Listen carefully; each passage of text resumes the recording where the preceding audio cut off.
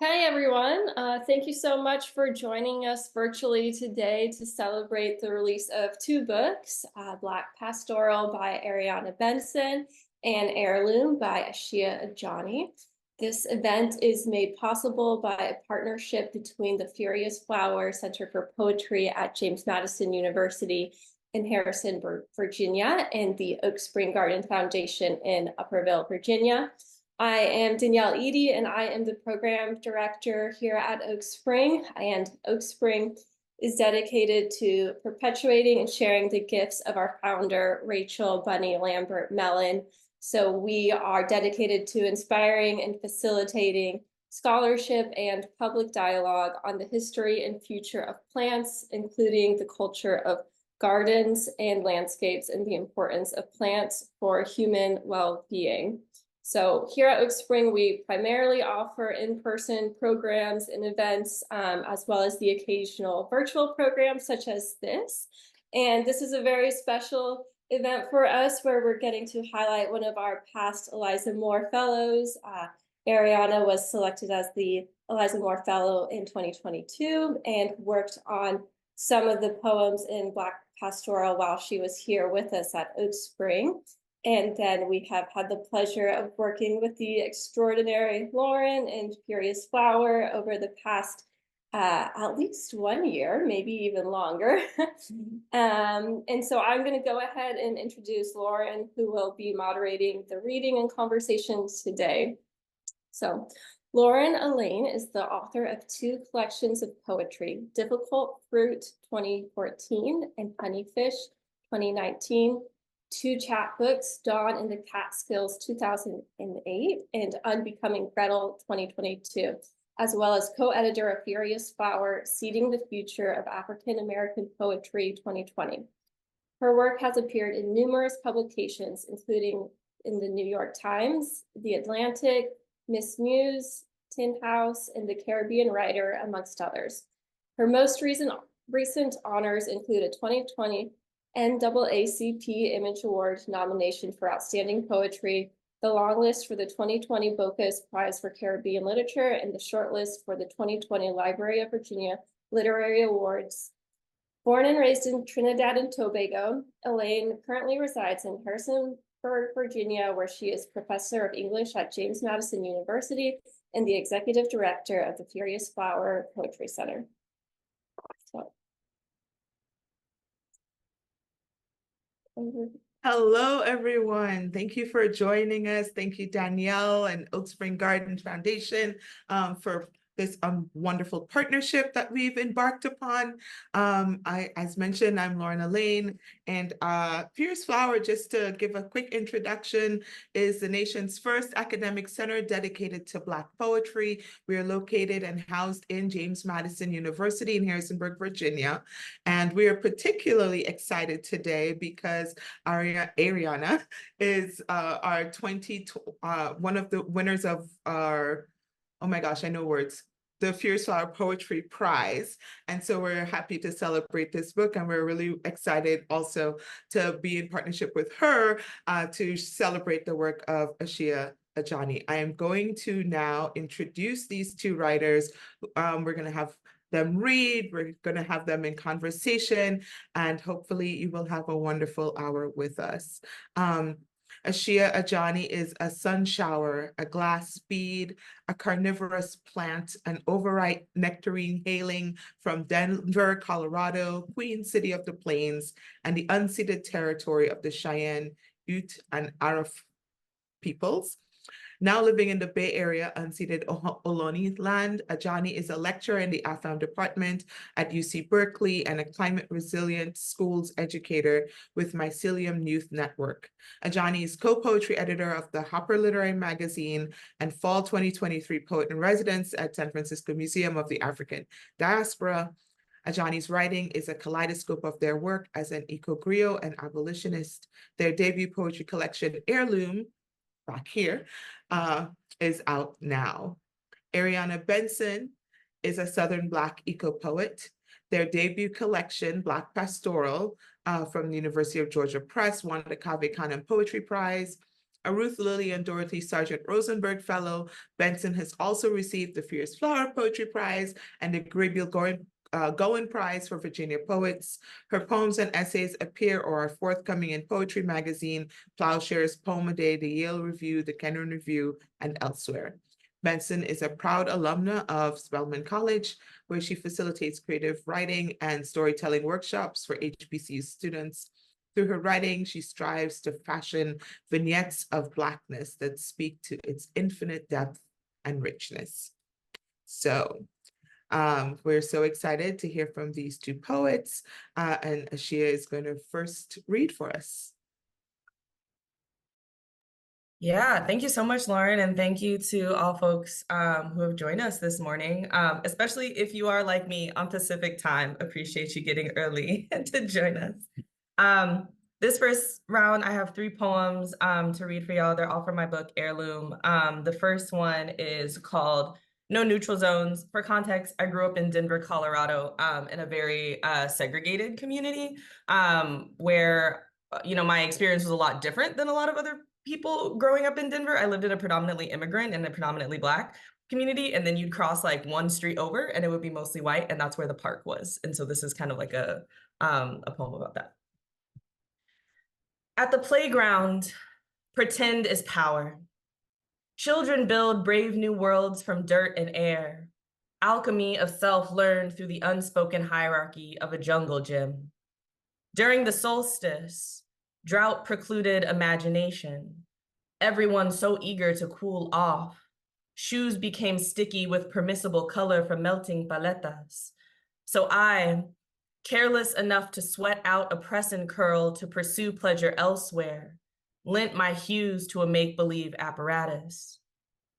In the dry grass, they wrote me out of their fantasy realms. At the edge of paradise, there are no Black folks. I could be a slave, but not a mermaid, a mule, but not a dragon. My hands so bruised, the darkness blends edges of my history. We raced to the treetops, skin knees straddling heaven, while the king of conifers lectured me on the historical inaccuracies of my existence. Below, a polyester flower memorial stunk of piss and neglect, synthetic tributes to the sad-eyed boy ended by a stray bullet, a painful reminder that they too were encroaching on grief-stricken land. I cried as the nearby HOA kids hung from branches, snapping bark from ancient trunks as their parents made plans to uproot.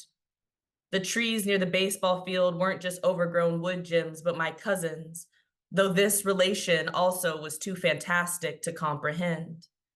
Meanwhile, the bars on the apartments across the street reminded my bones what it meant to be rusted. Once, a young boy pulled a box braid from my hair, joked that if he planted it, would a nigger sprout up from the soil?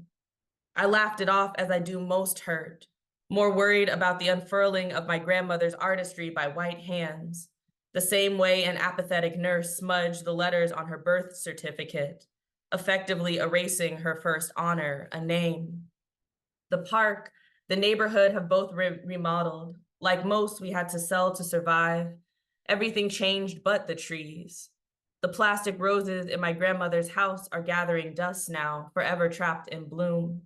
Maybe it would be better to have planted something that at least knew death as release. The trees are losing their needles.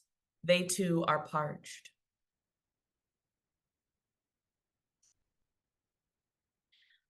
This next poem speaks to a legacy of family migration. My mom's side of the family is originally from Pelahatchie, Bentonia, Mississippi, and we were part of the Great Migration up north to Detroit. And it kind of works out because yesterday was 313 Day, for those who don't know, Detroit Day. And yeah, this is just, I don't know, just a lot of grief around the people that we lost to factory work and illness and things like that. America is a factory. My father builds security cameras from discarded junk phones, their cracked screens, subterranean stained glass, burgeoning blessings. Come one, come all if you dare. He welds a fine line between surveillance and security. My father is no stranger to a gun. My father believes in a self-proclaimed rapture. The hills have eyes. My father's lenses thicken as his vision defers. At the end of the world, he hopes to patent his despair. America is a landfill. Underwater bloodline brined, it's soured. My neighbor pours the leftover liquid from a pot of greens into his garden. Billowing green stink arises, stains room for ripening. Black folks despise waste. The last drops of Crown Peach in the dog's water bowl for taste. Plastic bags under my auntie's kitchen cabinet, exceptional cushioning for our endangered shadows. Never afforded the softness of packing peanuts. Is the soul biodegradable? Can it be upcycled? At least we still have Granny's house. Wrap your apparitions in polyester coves, send them out to ocean. May they forever exist in sedimentary purgatory floating on. In this sense, we never rest. In this sense, pollution profits. And won't these white folks come and pick up the damn trash? America is a false idol, all my people iconoclasts. Look out the window at all that, goddamn, what is he protecting? Ain't nothing here ours but scraps of metal melted all down, why don't you? Some homes are worth less than their copper pipes, this metallic stew pot boiling over. My ancestors bartered gold teeth for green, earned heart disease and curdled cream dreams instead as the planet warms another degree. Mama says my degree won't save me. Suppose cash really does rule everything around me. I wonder, what rich bones can broth a new vanguard? America is a malignant tumor. Oh, how I long to capitalize this intrusion in our collective heartbeat, beating away at the floorboards of good senses until the spirits rattle around, pushing daisies. Memory stinging nettle unsilenced. Watch the good earth reclaim clunkers for cash. Nostalgia makes a mockery of present. The open-faced sores on my uncle's knuckles a tribute to this nation's success. I won't bullshit you. He reeks of burnt sienna and ember. It all reeks of pyrated pyrite, fool's gold. I talk too much about my grandmother's hands because they threshed this country. Great migration granny built Ford tough. Look closely, you can see flakes of calluses soldered to your car's lithium battery. I talk too much about my grandmother's hands because they became cracked by bleach, ammonia, everything meant to whiten and purge bacteria. She passed down her genealogy of anguish, lead-hardened blood, black lung coughing up embattled blues. Wasn't the Tin Man once chopping through scorched earth too? My gut is filled with vengeful microorganisms. Today and every day beyond grief, I throw my grease against any surface in need of shine. America, define yourself a country exactly. My offering, a knotted bellyache of sadness born beyond a destined horizon manifested. The embers of our lost selves tumbling across the West Coast. Even the mountains seem to collapse with sadness. The spine of the uninherited earth curved like that of a funeral wailer. An assembly line aggravating access. All that rust corroding our good sense. Riddle me this. How can I be well when my lawn is always burning? Thank you. Those are two longer ones, so I'll stop there. But we have, a little part 2 next, so to be continued. Thank you. Next, we'll hear from Ariana. Wow. Yes, gosh, thank you so much, Ashia. Just the way that you kind of weave separate images and world texts and zoom out and zoom in. I'm just like such a fan. I'm so glad to be reading with you. All right, so I will start with the first poem in Black Pastoral. It's supposed to be a kind of prologue poem that opens the collection, and it's one of a suite of poems that are all entitled Love Poem in the Black Field. So this is Love Poem in the Black Field, and it has an epigraph that reads, "Somewheres, some lifetimes ago. I have run so far, so long. There is nowhere I haven't been but here in this field, a body length from the ragged brink that gives way to forest. I collapsed here, the thin, hard slip of me whittled at both ends. I want badly to brave this aloneness now, as the hoofbeats swell like a whip welt around me, but I cannot. I weep for you. Clutch the hogweed, imagine it your wrist. Likewise, the stalks refuse to bend, even slightly, inside my balmy grass. Oh, my saving grace, my heart's rest harrow, mere thought of you dams the plows that would have my head. When you arrive to pull me up from the mud, the salt will crumble from my eyes that for nights have seen nothing save that cardinal north from which the stars beckon, those stars that, like you, never fade from sight, even in the day blue sky. Then, for weeks, unspeaking, will follow their call, afraid to make more sound than does a mothling upon her first and final embrace with the open flame for which she confuses caged light. Such silence will we keep that I'll believe it's the river who thanks me for our crossing and not you for waiting for me, you'll whisper, as if I have done you a kindness, as if my life is not one that began only when we met, as if I had not been dead and waiting for you before. Think about too, what Ashia was talking about with the Great Migration and how a lot of us, even if we didn't grow up in the South, are products of it, are children of it.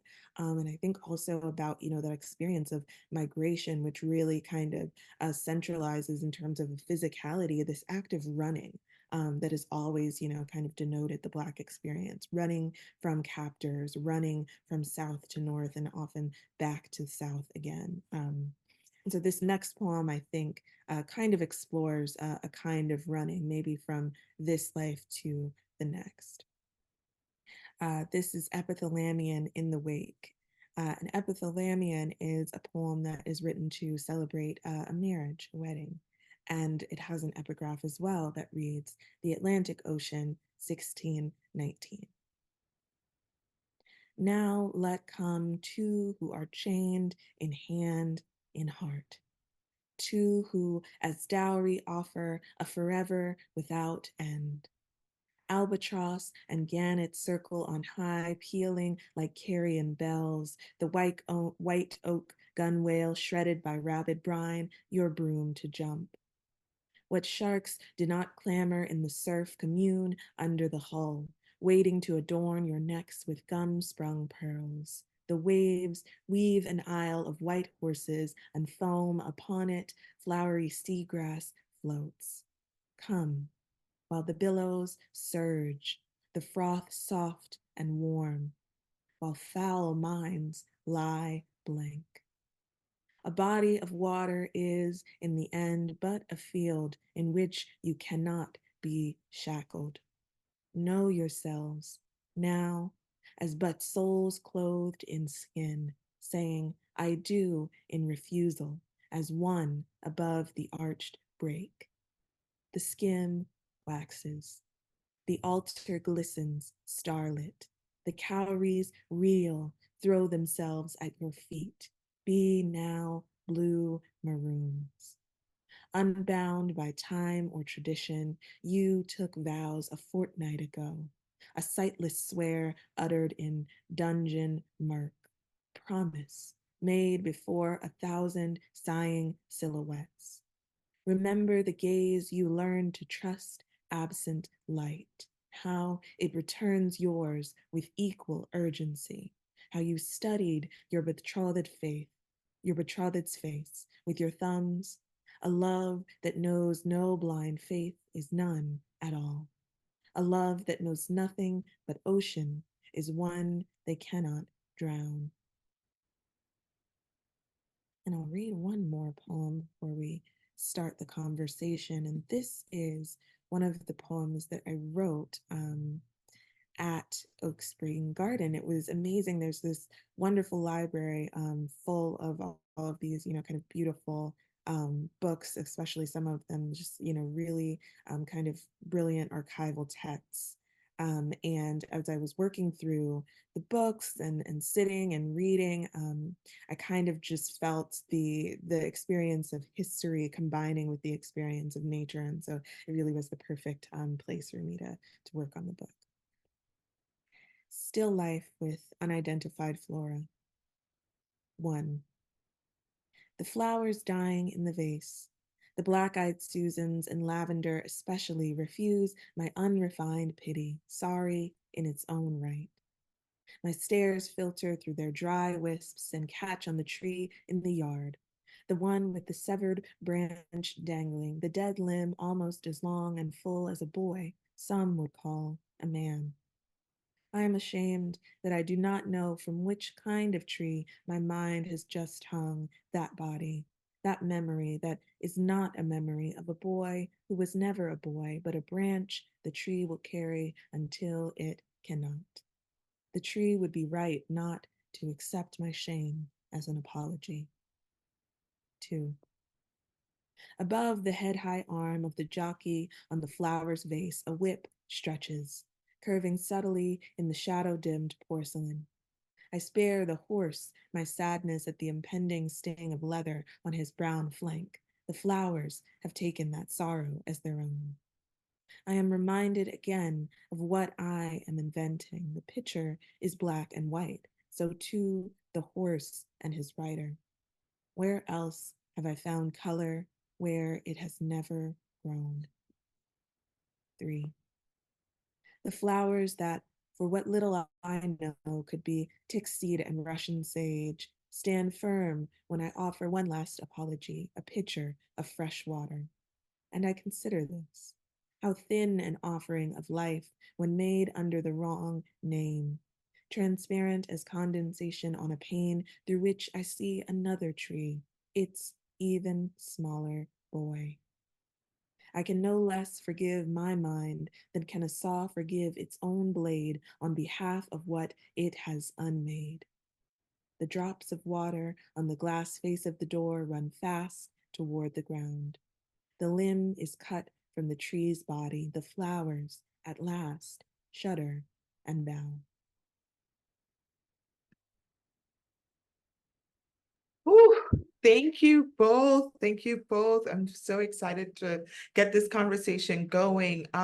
So the first question I have for both of you, these are first books, debut collections, firstborn babies, whatever, however, but you get the point. And I would love you to share with the audience who's with us, like what it feels like to have arrived at this moment. I remember it's not that long ago, the first book, feeling like, what are some of the milestones or the turning points you had along the way? How'd you know it was the book?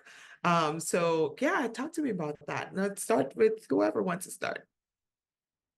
Okay, Shia.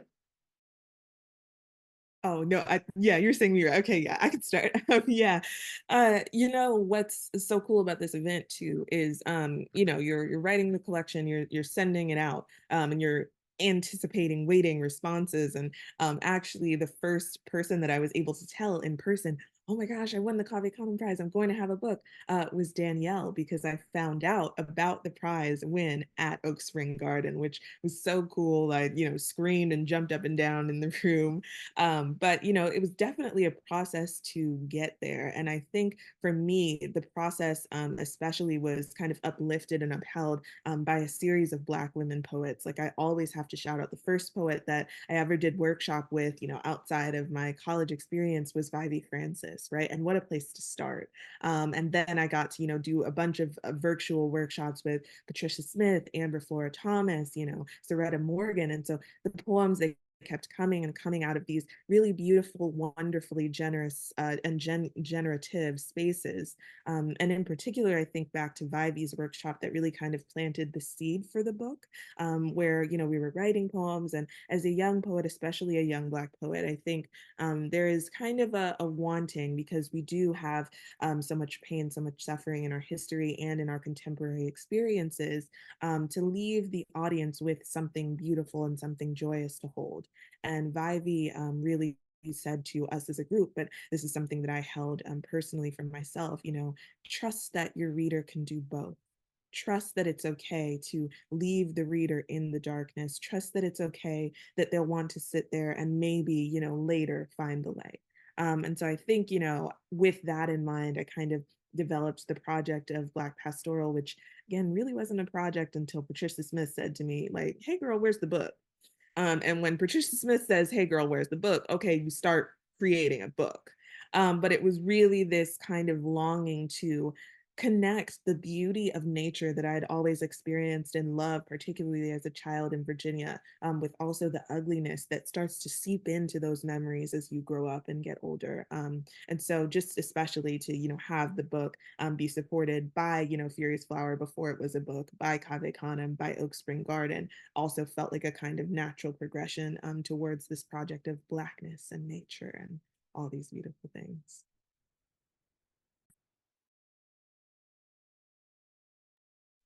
Yeah, I always love hearing kind of like the process of other folks because it's so varied, right? Like in literature, in like really any like creative field, just kind of like what your path is, but also kind of like the side streets you sort of take along the way. I a little different. I come from a spoken word background, so when I was in high school, I was part of a youth slam group, and I had always loved performing. And I don't even know if it's so much that I love performing as I love writing and I love like the community aspect of it. I actually kind of like looking back on it, I hated getting up on stage. Like I really that was the part that I didn't like. And so like as I started like writing more, partially being on a team, doing like group pieces and things and realizing like, I don't know if I'm like so much like a performer, but I am a writer. I started kind of like finding similar threads between the poems that I was writing. A lot of this collection started off when I was in college. I went to college on the East Coast and I was missing, this was like the first time in my life that I was like missing Denver bad. Because if you would ask like high school me, I was like, I'm going to get out of Denver. Like, I can't, all this stuff. And then, you go somewhere else and you're like, ooh, I actually do kind of miss Denver. Like, Denver was cute. But then also like, Ariana was saying, like, grappling with some of the things, like looking back, and grappling with some of the things that you experienced in childhood and being like, oh, it was because I was Black, like, and just like feeling like kind of like this sense of alienation. And I think that poetry is, at least for me, is like a really good way of working through some of those things and working through some of those tough emotions. Speaking to other Black poets, like being in community with other Black poets, other poets of color, especially, but doing like the act of that sort of like solitary writing was really necessary for me. And I just started like, I think about like 10-15 poems in, I was like, oh, this actually like might be a collection. And so I started shopping around to various prizes and various publications. And I can't remember where I was coming from, but I think I actually might have been coming back from Denver. I was on a plane and I got this feeling and I just kind of like woke up and I managed to have like connection. And then I checked my email and I had won like the Right Bloody Publishing Jack McCarthy Prize. Was super excited. And then the Wi-Fi or the connection immediately went away. And so I was like, what? And I couldn't like tell any of my friends. And I had like an hour and 30 minutes left on this flight. And then I landed. And honestly, the process of like publishing or like getting to that point was really cool. But what happened after was even cooler because I don't know, it was very affirming in a lot of ways. And it had also just like opened up so many other doors for me. I did the Just Buffalo Poetry Fellowship. I'd never been to Buffalo, New York before. That was amazing. I, started like reading with like really dope people, like Ariana. I got to like really just dive in a little bit more. I think I had kind of like almost like a flipped experience where I was like kind of like one foot in the literary world, but not 100% sure how it worked because I don't have an MFA, I don't have like a traditional literary background. And then once I got this news, my inbox had just been flooding and I'm like, oh, I didn't even know like all of this stuff was possible. So it opened up a lot of really cool doors. Thank you. Thank you for sharing that. And so you both identify as Black eco poets, right? And the work is rooted in that, the themes, like it's just blooming out of the books, right? The idea of a planetary, earthy sensibility. And so I would love it if you would talk to us a little bit about that terminology and what it means to you, why it is or isn't important to you to claim that title. Yeah, just about that thematic in general. Ariana, you want to kick? Yeah, I was like trying to gather my thoughts because I'll ramble.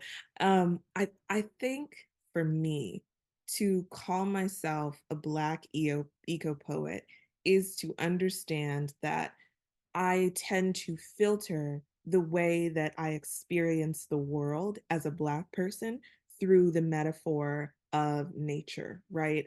Everything to me is a field or a tree. A tree then becomes a boy hanging from the tree, right? And I think for me, I find this a useful filter because in poetry and storytelling and writing in general, right? There's always kind of this question about universality, right? The poems that, supposedly are canonical are the poems that appeal to everyone in some kind of universal way. And obviously, when you're a Black student, you don't necessarily have that same kind of connection to a Keats or a Wordsworth poem, right? As you might to reading even something past like a Hughes or contemporary like a Camille Dungy, right? Those are two of my really major inspirations. And so I will say though, that for me, nature does allow me to kind of reach towards a universality because the experiences that I'm speaking about, right, are very specific, right? A lot of the poems in Black Pastoral have these specific epigraphs, a date, a place, a time. I wasn't myself there, but I am a descendant of these experiences. But I'm hoping for those who weren't, right? For those who are, this is not your experience, that you see me using, the field as a metaphor to talk about love. And because we all share this earth, you know what a field is, you know what a tree is, right? You know how small and impossible a grain of sand is and how that can become a whole beach, right? And so to me, it's also a way to filter my Blackness through a kind of expansive lens and really make my world feel as big as the world of those who might be reading it from a completely different, place and time. So that's kind of the root of Black eco poetry for me. Thank you. That was beautiful. Ashia, talk to us. Every time like she speaks, I'm just like, yes, that's it, right? And I definitely feel that, and I echo a lot of that. My background is mostly in like environmental science and environmental justice work. And so I think that I come from it both from like this. I didn't get into this work, when I'm trying to like organize my thoughts. So when I initially started this work, it was because I had like this very much like social justice minded. Like I was like, I want to, like deal with like real community issues. I want to implement, more climate resilience. I want to be on that sort of like forefront for that fight. And then as I started being more embedded in the work, I realized that so much of what is missing is imagination, curiosity, and a sense of whimsy.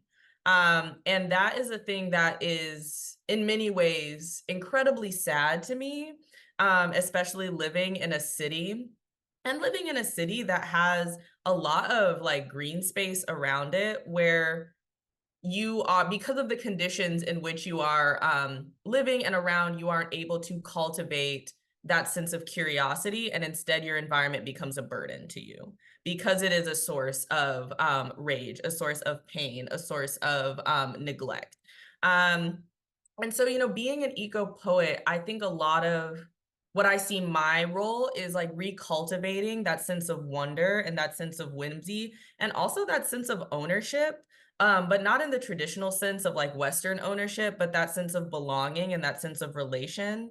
I'm someone that like, because I nerd out, because, I'm a science nerd at heart, like I'm someone who will like spend like 5 minutes on a hike just looking at a cool mushroom, that I see and taking pictures of it. Like that's who I am, or even if I'm walking down the street, and again, I'm also saying this as someone who lives in Oakland, California, where you can see like hella fruit trees and like, like a bunch of other like stuff when you're walking down the street. But I'll just like stare at like a tree and I'll like, or like I'll see like a spider web, like in the tree, and I'll just be like bewitched by it. And I think it's really important to like recultivate, as Black people especially, to recultivate that sense of connection and that sense of whimsy, no matter what area we're living in, even if it is like the Bronx, if it's like Buffalo, New York, if it is like the Deep South, like where do you have these moments of just like sheer joy and pleasure in being out in nature? And how does that sort of like harness your imagination? But also, how do we process some of this pain? That like if you are living in an area that's like right next to a toxic site, or if you're living in an area where you can like smell like the algal bloom coming off of the lake that's due to like, like industrial runoff. How do you channel and how do we create, like capacity to channel that rage into imagination? Because I think that rage is an important piece of imagination as well. I could talk for a long time about this, so I'll stop there. That's so amazing. And I love that term cultivate, right? Like it's right in line with the eco-poetics. Like let's recultivate wonder. Let's recultivate curiosity. Yes. I think we are due for some more poems. So Ashia, will you kick us off this round? Absolutely. So this poem is called Do Rag. You can also, if you're in Oakland, also I think if you're online, you can look it up. I'm reading it on KQED. I don't like the sound of my own voice, but it is kind of cool, that it's on the radio. So I appreciate the opportunity to have it there.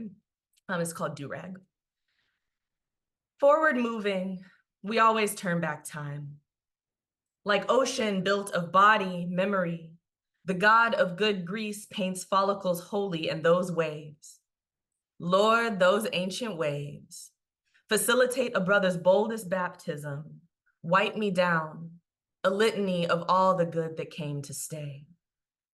The Atlantic remembers every part of Black anatomy, like a curse, a calling. Those cold waters shift and stagnate under a cotton polyester blend. They never got to lay claim to the water, but by God, how they damned, privatized, seized over fish, extracted, deregulated, poisoned, commodified, pulled the cloth from a crease quick, like a run in a stocking, ripped color clean from scalp. An instantaneous divide reminds what can be taken and what can be absolved. Later, a Black boy will fit his mouth around the word rage, hold it behind his tongue, ferment his brooding into savagery. Watch him pull bones from the riverbed, casting wide mesh drenched in cotton coagulations. Pray for summer rain to rinse all these trifling transgressions clean. Any flood breaks a bullet's back, but does not siphon blood back into body. Baby, I can't help but enshrine you as a vengeful sea god, drowning in all that drip, all that wet, all that sheen. All right, and then I'm gonna do one more poem. I usually when I'm doing my sets, I usually like to close out with this poem because it starts with a quote from a big source of inspiration and a very highly elevated ancestor of mine, Fannie Lou Hamer, who started Freedom Farm, was a voting rights activist, all around bad mama jamma. And even though, we invoke her name to this day, I still feel like she does not get the respect that she deserves. And I will continue to give her flowers just as a source of inspiration and possibility too. So the quote goes, I keep a shotgun in every corner of my bedroom, and the first cracker even looks like he wants to throw some dynamite on my porch, won't write his mama again. I keep a piece of myself on the porch. Don't test me. I have had everything ripped from my flesh and still fix my gums to smile at those who wish me harm. Don't try it. I am a nigga who comes from niggas, and as such, I do not play. This body owns nothing, exists everywhere. You can't kill me. All the fullness in the world collides within my frame. A grand unraveling weathers me mighty vengeful. Can you say the same? My love shatters anything that has tried to cause me harm. Ceremony predates survival, so leave my flowers at the doorstep and dance until your heart bursts into 1,000 new iterations of godliness. Fill my cup with lilac wine, where one can pull a Nina croon through the window until a swan song of rage fills the walls and covers me in honeysuckle rose. Give me all that I desire or nothing at all. I want a new wig. I want a plot of land. I want a small wind that carries me through the rest of forever. I'm owed at least that. Thank you. Thank you so much, Ariana. You up? There are so many gorgeous lines in that poem. It's just like that. One of my favorite poems of yours, Ashia, and just in general, I love it. So we've been talking, I think, right, about the kind of like friction rubbing up against of like this nature kind of urbanity duality. And, while I grew up right in kind of Chesapeake, which is a more rural part of like Virginia. My parents are from Norfolk, Virginia. I was born in Norfolk. I went to school in Norfolk. And so it's all of these kind of different dynamics and also, of course, with gentrification, with changing landscapes, right? The Norfolk I grew up with is so different than the Norfolk I see today, let alone my parents' Norfolk. And so this poem kind of captures that. Hotbeds in Norfolk, Virginia. It's nothing to be woken by the hammering racket of collapse, to bathe with tap drip the tint of hands' sun sides. Life among ruins means something is falling at all times, means knowing how long I have to get out from under a spreading shadow. Today, they flattened the house across the street into memory. Siding panels rotting like rinds in the yard's clovers and crabgrass. It's constant. The vinyl harvest. Red, yellow, pink. All stripped to the same blanched flesh. To make a space more enticing, they say. But I was fed on sweetness sprung up from dirt, and nobody skins an apple they intend to candy. O'Hara wrote once about Norfolk, said to have exercised here, blown breath into air here is to have been to bed with a Negra. And what a way to admit knowing a place only by the way it looks from above, when on top of it, moving in and out of it at will. Last week, they erased the turquoise house, its kitchen, where I learned not to play around the hot stove, where I earned scars. The one in my bed grazes with lips brown like water, like mine. Someone silenced the rocks we kicked down the blacktop, their scrapes filling the gaps in conversation. Someone keeps sticking the same scribbled on slips between my locked door and its frame. Someone sprayed the big weed that planted itself in the fractured concrete before we could even bend our tongues to dub it flower. Soon, all the wrong green will be brought to wilt. Truth is, there are many Norfolks full of our deep hotbeds, our colorful plots. It's nothing to pass one while driving, to speed up at the first sign of us. The rubbled lot of a first or second or seventh Baptist church, for instance.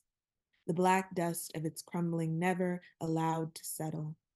And so you roll your windows up, tighten your hold on your breath.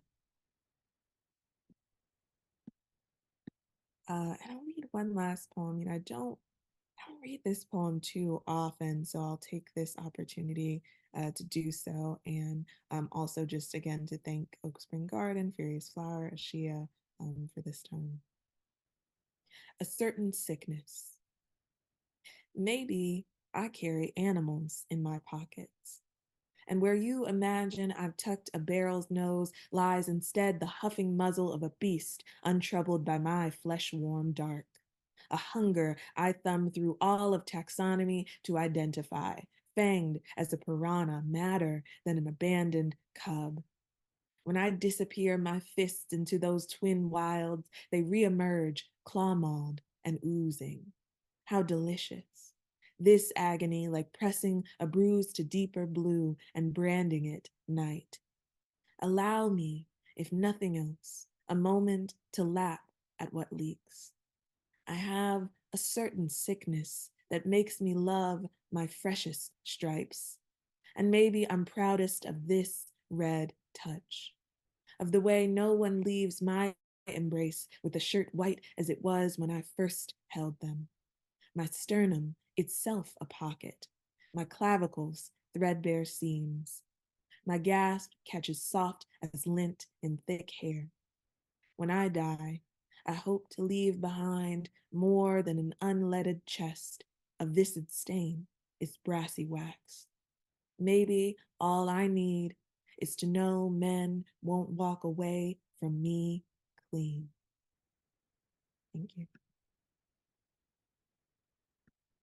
Ooh, bad mama jamas. That's my jam for both of y'all. So this is a conversation, and I'd love to hear the questions that you have for each other. Ashia, do you want to, what do you have for Ariana? Yeah, absolutely. So I don't know if folks know, but I also did a review of Black Pastoral that's up in Full Stop. I absolutely love the text. I've been a really big fan of Ariana's work for a really long time. And the thing that I really love so much about your work is ekphrasis, but specifically how it kind of connects to a mode of Black storytelling. You take a lot of really cool images, visual arts, and kind of render it through the lens of Black storytelling in a way that I find just quite unique and really exceptional. So I was just wondering if you could speak a little bit more about that process of, like the relationship between ekphrasis and like Black poetics, and just, yeah, a little bit more about your process in doing that. Oh, I love this question. Okay, so I'll kind of talk about how I see the relationship and then I'll talk about my process. For me, ekphrasis and the power of the image, the power of sight as language, specifically a kind of visual language, is really important because, again, we're descended from people who didn't always have the ability to write, to read. Right. And so, but, there was a kind of access to sense, right? Not even just necessarily because ekphrasis, we often think about visual art, but again, ekphrasis can be through music. I loved my favorite Nina Simone song is Lilac Wine. So I love that reference, in Porch, but, writing a poem about, a song, writing a poem about, a kind of sensory experience of art, right? And so for me, ekphrasis is really important in Black poetics because it allows us or to kind of achieve potentially this act of translation of the experience of the purely sensory into language, and also allows us to honor that experience of the sensory as a kind of language of its own, right? Because we didn't always have, access to the written word, right, in that way. And so I also think that for me, in terms of like the process, a lot of times, when I'm writing poems, I approach it with a specific idea, right? A specific history, because, there are all these factoids and I'm a nerd too, right? So I'm writing about, ooh, I didn't know that the boll weevil did this, that, and the third. But with my ekphrastic poems, those are the ones that I kind of most often write from just a pure place of feeling, right? Of associating what I see with what the thought comes to my mind most immediately. And so in that way, I'm also again trying to enact this experience of translating that sensory mode to the page and to a kind of different place. Um, can I ask my question now? It's kind of like in line. Okay, cool. So yeah, in your poems, like something that I love about your work, Ashia, is that it seems like you're able to combine kind of two modes of poetic storytelling for me that I struggle and think about ways of balancing, right? So there's kind of the narrative, right? There's kind of like the specific linear kind of this is what's happening in this scene. But then also there's the associative, right? So when you're hearing, the poem about do-rag, you hear wipe me down, right? That's associative, right? That's a kind of emotional memory-based language. And I think you balance the narrative and the associative so well. So can you kind of talk to me about like your process and where a poem starts and maybe how, those moments of just pure this dot connected to this dot find their way into your work? Yeah, thank you so much for your answer, and to hear a little bit more about your process. And thank you for this question. I've never been asked this before, and it's so cool. I don't know. Y'all, like Ariana and I, we see each other in a certain, which is like so great. Like Black We people here. poetics, right? We here. Um, I think part of it is because I've spent so much of my life code switching. I have family that is from Detroit, like deep Detroit, and then I have family that's from Mississippi. And I grew up in Denver. And so it's funny because like whenever I would be in school in Denver, kids would be like, why do you talk like that? And then I go to Detroit and then they would be like, why do you talk like that? And then I go to Mississippi and they'd be like, why do you talk like that? And so I have like this interesting lineage and this interesting sort of like linguistic history of all of these different places that I think very much translates into my work. Because I love nature, because I love music, especially like jazz, 90s rap, early 2000s rap, which does not get, the credit that it deserves. I love a good chopped and screwed. I love the Southern rappers that were coming out in the early 2000s. Charlie Boy, Ludacris, Juvenile, like all these people, like I think that's a form of poetics, right? And and I think that it becomes very present in my work because I see nature and because I see environment everywhere. Every time I hear like a reference to a place or to a land or even to like an object or even to like even like something like I have a little play, if people want I can put it in the chat, but I have a little Spotify like playlist, an heirloom playlist of all the songs that I was listening to while I was writing and songs that were inspired by. But I do have I Look Good, and that is like such regional dialect, but it's also like this sort of like conversation of, place related to self, related to like perception. And I'm just really inspired a lot by how Black people find themselves like everywhere. And because like, like nature is so ubiquitous, because environment is so like ubiquitous, you see it present in our creative pathways. So a lot of it is inspired by, like by music, but also like even when I hear something or I read something, I always relate it back to environment. Even if it's like clothes, I'm like, well, I mean, like cotton. Let's get into it. Like, like it's just like stuff like that. Like, and then my mind kind of like goes into these like long lineages. I'm someone that really recognizes that like the world that we live in today is the result of so many actors at play, both like political actors, geopolitical actors, but also just like different plants.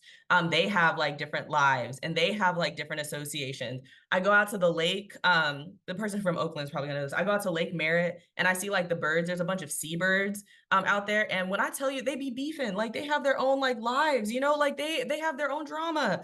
So I just like I think that there is this sort of, again, kind of going back to the previous question around like eco-poetics, I think that there's a certain like curiosity and like enlivenment that I just naturally bring to my work that wants to synthesize and think about and have this sort of like almost like overwhelming, but not so much, like this overwhelming quality of like there is this everythingness of Blackness.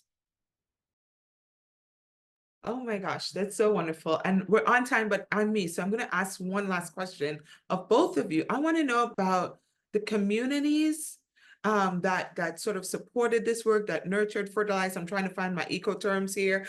Right? Like what are some of the spaces that were generative for cultivating both of these books? And then I'll turn it over. I have to, first and foremost, since she's here and I, was delighted to see her name, shout out to my first, foremost, best poetry teacher ever, Sharon Strange, one of the founders of the Darkroom Collective that was also one of my teachers, by proxy. And I think this is something that I said too this summer. That was also one of my, most special kind of community experiences was at Furious Flower during the syllabus writing, kind of collective experience. And I said it then, but for me, Black poetry has made family of strangers and teachers of strangers in the best sense. And I say that because, the experience literally of writing Black Pastoral was a rather solitude kind of experience for me because it was during the pandemic. The world had literally, kind of closed. And so when I talk about, the workshops that I was studying with, Soretta and Anne Flora, like that was on Zoom. And I was sitting in, one room in the house that I'd grown up in. And yet I never felt alone in my poetry journey because I had my books and because I had, computers that would show me the beautiful faces of people who were reading poetry and I had podcasts. So for me, community has been as much one-to-one experience as it has been honestly kind of asynchronous experience. I feel in community with Lucille Clifton and Gwendolyn Brooks, and poets that, even though we didn't walk the same earth at the same time, we still, I follow their steps. So for me, community kind of exists inside, but also outside of and beyond what we understand as time. And that was, what really kind of was the experience of writing Black Pastoral. Thank you, Ashia. As always, love that answer. And very similarly, I think I have the lineage aspect, but also the very like in person, or just kind of like contemporary aspect. I once once my family realized like, oh, you're actually kind of good at this poetry thing, I got like a lot of like support from them. I think also because like there's just a lot of creative people in my family. I have a lot of hairstylists, which is like an celebrated form of creativity. I have singers, I have gardeners, just like people who work with their hands in such a creative way.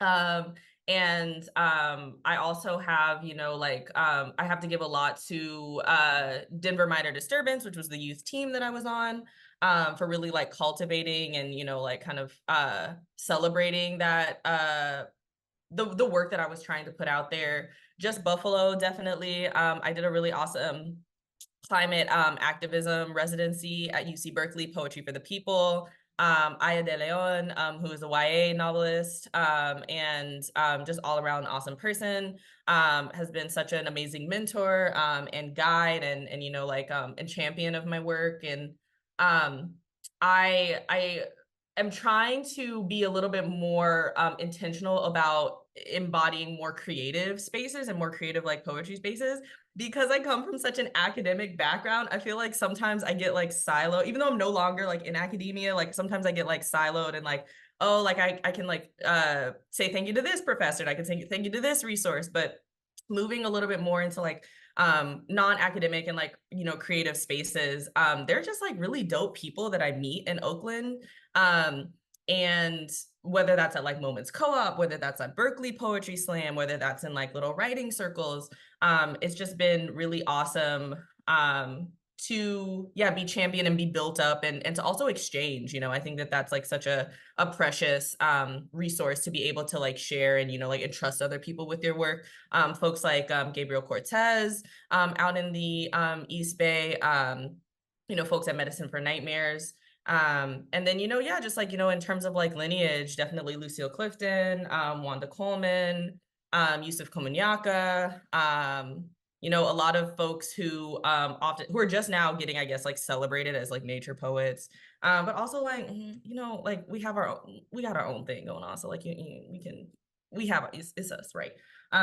So yeah, I think I'm just very appreciative also in general of the landscape of Black environmental literature and Black nature literature that is so under celebrated and so and just kind of, I guess, like getting its renaissance now. But even if you look like back like 10, 12 years, a lot of folks were writing about some like really cool like environmental concepts, and just want to give praise to them too. Thank you. Thank you so much. I want to thank our poets. Feel free to throw up some hearts or applause or virtual whatever's to thank them for sharing their amazing work. And it was so inspirational. I don't know about y'all, but I'm like, yes, I'm going to go outside after this Zoom.